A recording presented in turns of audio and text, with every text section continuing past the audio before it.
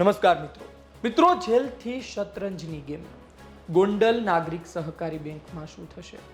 જયરાજસિંહ જાડેજાના પુત્ર ગણેશ ગોંડલ શું કંઈ નવું કરવા જઈ રહ્યા છે? ગણેશ ગોંડલ આવનાર દિવસોમાં શું લોકોને ફરી ચોંકાવા જઈ રહ્યા છે? મોરના ઈંડા ચિતરવા ન પડે આ કહેવત શું ફરી એક વખત સાર્થક થઈ રહી છે? આ તમામ મુદ્દે વાત કરીશું આજના વિડીયોમાં. ગોંડલ વિધાનસભાની ગઈકાલ, આજ અને આવતીકાલ વિશે વાતો. ગોંડલ વિધાનસભાનો ઇતિહાસ એક અલગ રહ્યો છે. ભૂતકાળ આપણે જોયું છે, શું શું થયું છે. લોહિયાળ ઇતિહાસ આપણી સામે આવી જાય છે જ્યારે ગોંડલનું નામ લઈએ છીએ, ગોંડલ વિધાનસભાનું નામ લઈએ છીએ. વર્તમાન ધારાસભ્ય જયરાજસિંહ જાડેજાના ધર્મપત્ની ગીતાબા જાડેજા છે અને આ ગીતાબા જાડેજાના પુત્ર એટલે કે ગણેશ જાડેજા, ગણેશ ગોંડલ, જેઓ હાલ જેલમાં છે. આવનાર દિવસોમાં ગોંડલ નાગરિક સહકારી બેંકની ચૂંટણી થવા જઈ રહી છે. 11 ડિરેક્ટરોની ચૂંટણી છે અને 11 ડિરેક્ટરો માટે 38 ફોર્મ ભરાયા છે. તેમાંનું એક ફોર્મ ગણેશ ગોંડલનું પણ છે. જી હા, ગણેશ ગોંડલ જેલમાંથી પણ ચૂંટણી લડશે અને આ દિવસો યાદ કરતા એક વાત યાદ આવે છે કે જયરાજસિંહ જાડેજા પણ જેલથી ચૂંટણી લડ્યા હતા. આજથી વર્ષો પહેલાની વાત છે. 2007ની વિધાનસભા ચૂંટણી હતી. જયરાજસિંહ જાડેજા જેલમાં હતા અને સામે એનસીપી અને કોંગ્રેસની સહમતિ હતી, એકબીજા સાથે મળીને ચૂંટણી લડતા હતા. જયરાજસિંહ જાડેજા જેલથી ચૂંટણી લડ્યા અને હારી ગયા હતા, પરંતુ ફક્ત 488 મત આજુબાજુથી હાર્યા હતા. આ સ્થિતિ હતી એ સમયની. એટલા માટે લોકો કહી રહ્યા છે મોરના ઈંડા ચિતરવા ન પડે. અત્યારના સમયે ગણેશ ગોંડલ પિતા જયરાજસિંહના નકશે કદમ પર છે. તેણે કંડારેલા રસ્તા પર તેઓ ચાલી રહ્યા છે. તેની જેમ બીજા જયરાજસિંહ હોય તે પ્રકારની લોકો વાત કરતા રહ્યા છે. વાત એ છે કે આ ગોંડલ વિધાનસભામાં કેશુભાઈ પટેલ પણ જીત્યા. ત્યારબાદ 1980નો આજુબાજુનો સમય હતો. ત્યારબાદ કોંગ્રેસ પણ જીતી હતી. ત્યારબાદ કોંગ્રેસના ધારાસભ્યની હત્યા થાય છે, જાહેરમાં હત્યા થાય છે. ત્યારબાદ મહિપતસિંહ જાડેજા સતત 2 વખત અપક્ષ જીતીને આવે છે અને ત્યારબાદ સામે આવે છે એક એવું નામ કે જે આજ સુધી અકબંધ છે, જયરાજસિંહ જાડેજા.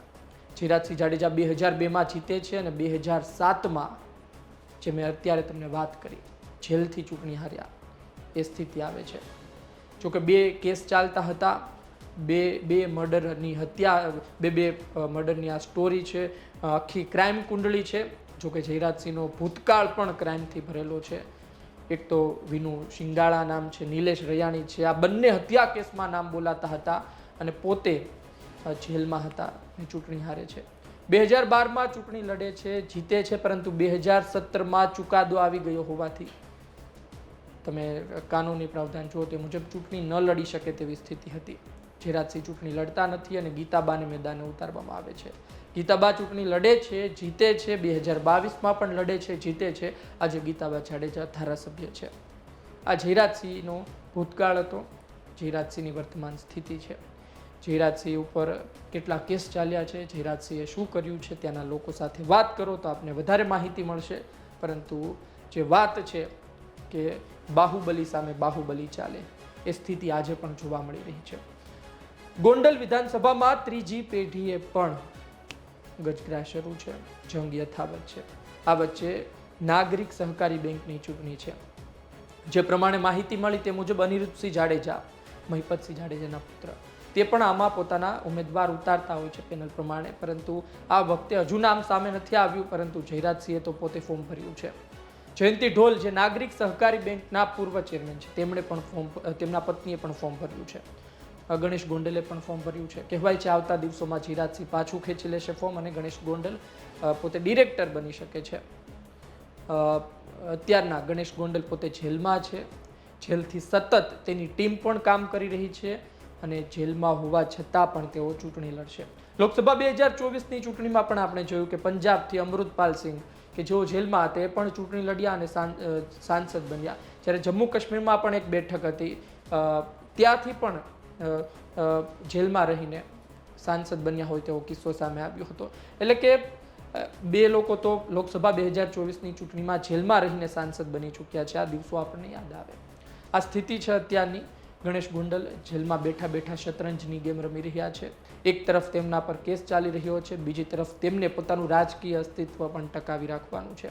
ગણેશ ગોંડલ જેલમાં છે અને ગણેશ ગોંડલ જો ઢીલું મૂકે તો ગણેશ ગઢ એટલે કે તેમની આખો જે ગઢ બનાવ્યો છે ગોંડલમાં પોતાના સમર્થકો સાથે મળીને તે હાથમાંથી જતો રહી શકે છે. આજની તારીખમાં પણ મહિપતસિંહ જાડેજાના પુત્ર અનિરુદ્ધસિંહ જાડેજાના પુત્ર રાજદીપસિંહ રીબડા એ પણ પોતે સતત કામ કરતા રહ્યા છે.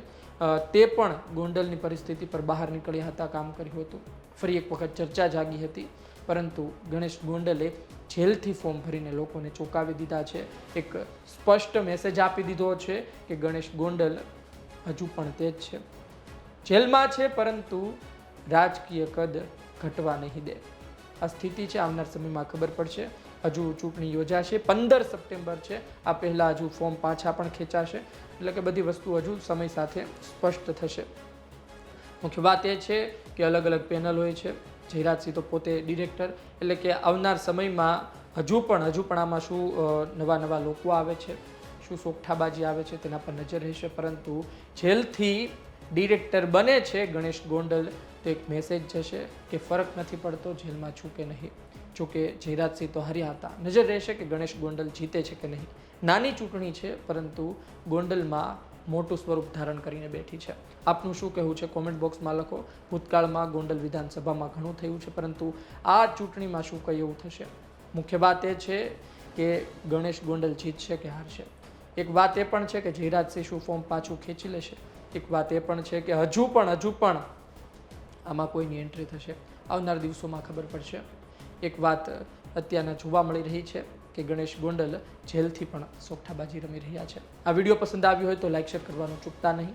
મને આપશો રજા. નમસ્કાર.